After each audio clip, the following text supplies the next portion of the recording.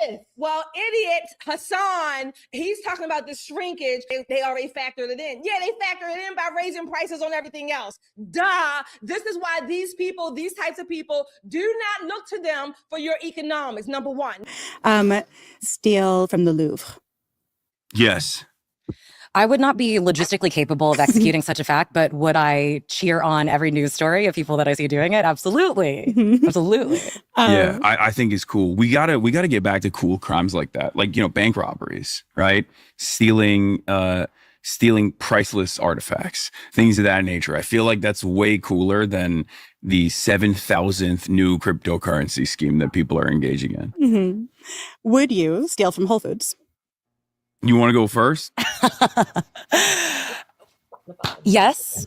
And I have, under very specific circumstances. I think that stealing from a big box store, I'll just state my platform. It's neither very significant as a moral wrong, nor is it significant in any way as protest or direct action.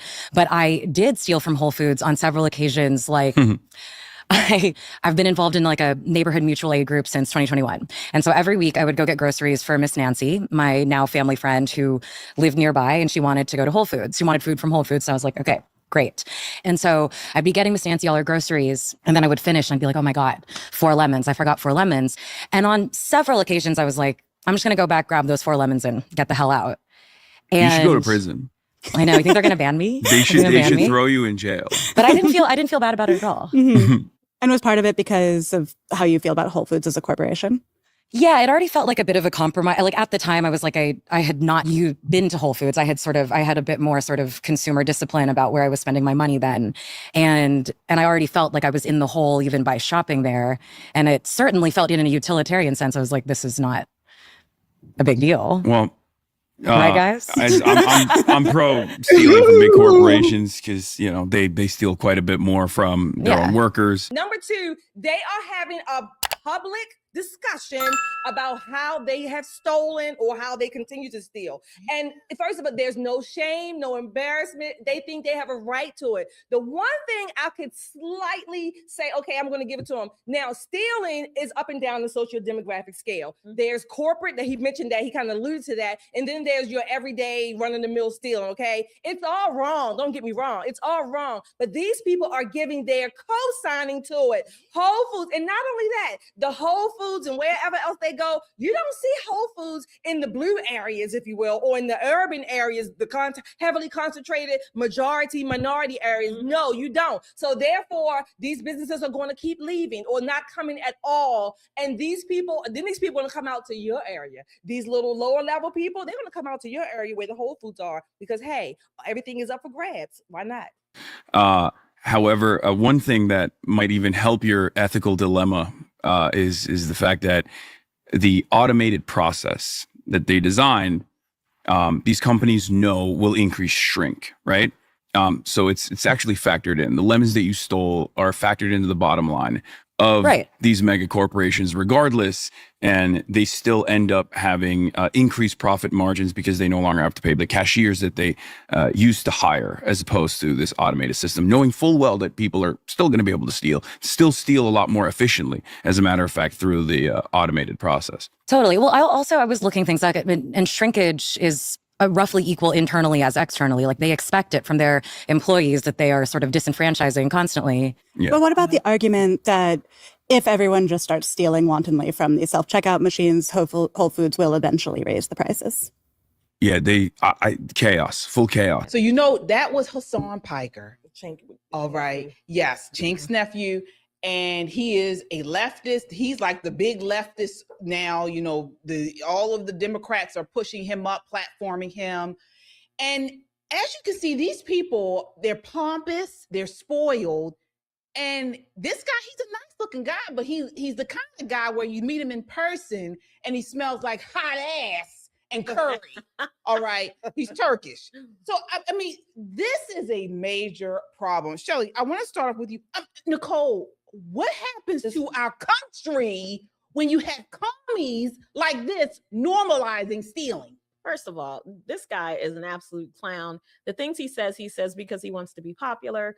I couldn't get past the Beijing beard that doesn't match the hair and that first finger ring. I'm telling you folks, Anytime you see a man with a ring on his forefinger, run.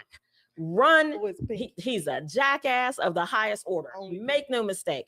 The reason why Hasan Piker is picking up steam with very liberal Democrats is because he's known for saying, quote unquote, the quiet part out loud, like the United States deserved 9/11. Suddenly he's a darling of the Republic, or excuse me, of the Democrat Party. Now he's on all these shows talking about, oh, stealing is not a problem. They added into the bottom line. You know who pays for the bottom line? We do. So when you talk about what happens to us as a nation, groceries get expensive. And then people complain, I can't afford to live here. How many times do we hear that? Democrats complain about unaffordability, but here we have 3 very liberal Democrats sitting in a secure facility on $3,000 sofas, talking into $2,500 microphones, kikiing and hee-heeing with their what is that called? That Van Cleef and Arpels bracelets on, talking about stealing 4 lemons from Whole Foods, when there are people who wish they could go to Whole Foods, who are eating at the bodega. They don't have lemons. They got that squeezy lemon. They got lemon extract in it, but they don't have real lemons. They are so removed from what real American life is like. They are so elite. They don't understand. Exactly. Let's talk These about people how are elite. dangerous. Let's talk about how elite, folks. These people are millionaires. This makes me sick. These people are millionaires. Hasan Piker. Okay, let's talk about who he is. He was born, he's around 34 years old right now, born in New Brunswick, New Jersey. He's Turkish. He's the nephew of Cenk Uygur from the Young Turks. Am I pronouncing his name right? Something like that. Yeah. Don't worry. Yeah. Get it. All right. He went to Rutgers University, cum laude. All right. Dual degree in political science and communications. These are yuppies. All right. And they're pushing this messaging not to their other yuppie friends. They're pushing it because they know the lower class people will actually go into Whole Foods and Walgreens and CVS and steal. And so then they lock up everything. So the regular people like us have to take time. It takes 15, 20 minutes for somebody to unlock it. And then it's just giving us more hassle to get our products. All right. But this guy, I mean, he's a Twitch creator. All right. He's got over 1 million, I think 3 million Twitch followers. And he's a millionaire. He's worth $8 million. But this is not a one-off. These commie Democrats are out here pushing this mainstream. And while they're telling people to steal, this is what people are doing. Absolutely. Yeah. And not to mention that all of the stealing and shrinkage, if you will, they also prevent employers from hiring people. So the people that you claim, again, these purported policies that these politicians claim they're going to help the lower class find jobs and they're not going to have them. Why are the employers going to be, they're not going to be able to pay them? And why should they bring them into their stores when their stores are experiencing so much shrinkage, stealing, theft? This is, the consequences flow downward, okay? Because the Hasan Pikers and whatever that woman's name, where are they going to live? They're going to live in their gated communities. Absolutely. They're going to have their maids and their help bring their groceries in, stop and get the groceries on the way in, or they're going to have delivery and things like that. They're going to be eating sushi, all kinds of stuff. I like sushi, don't get me wrong. Me too. That's not the point. The point is that they are pushing an ideology, if you will, an ideology that is detrimental to the people they claim they want and let's help. talk about what happens when they push this. All right. You have literally in Baltimore City, where we are now, the theft is so high, carjackings, break-ins. Take a look at what we have to do now. This is clip 7. Yeah, but that's serious, gang. Said looters will be stoned or beaten to death. Like, this is crazy. Then I don't even think this is effective because of how much bigger the car is. This shit is crazy. Where is this? So you saw what he did. So that was somebody here in Baltimore City where theft is up, robberies are up.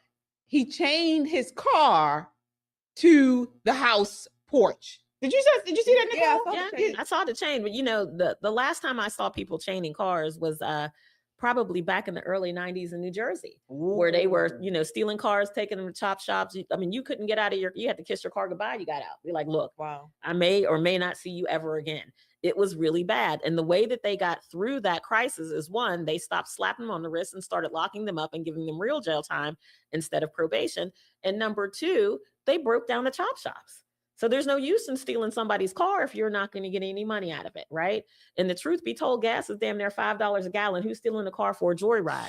I love the ingenuity. I just hate that somebody's going to pull his porch down. And nigga culture can come with a pair of bolt cutters real quick. Nigga culture, they're going to find a way. Nigga culture will cut that lock, cut those chains, rip open that trunk and that hood of the car, whatever. They're going to ramage it, run through it. Nigga culture does not give a damn. Okay.